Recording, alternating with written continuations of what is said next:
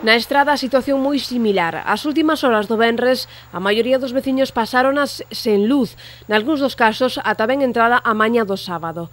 Cortes no suministro eléctricos que se repetiron na noite do sábado e mesmo na xornada do domingo, provocados pola caída de numerosas árbores que romperon o cableado e tiraron con postes.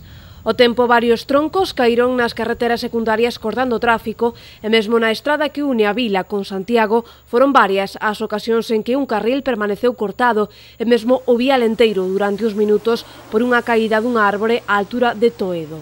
Ao espertar, o panorama semellaba a paisaxe despois dunha batalla. Carreteras intransitables, prados anegados, árbores arrancadas de raíz, tellados descubertos e mesmo fiestras de aluminio arrancadas das bisagras. Os danos materiais foron cuantiosos.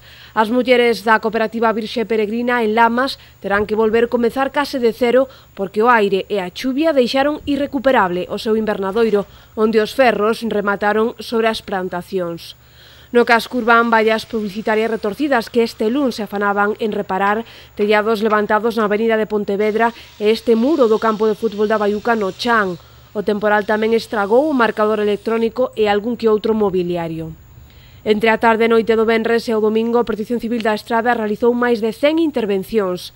Na madrugada do venres pro sábado triplicaron o persoal con 15 voluntarios traballando arreo e o sábado ata 9 persoas fixeron garda. Moito traballo, pero por fortuna non houbo que lamentar danos persoais.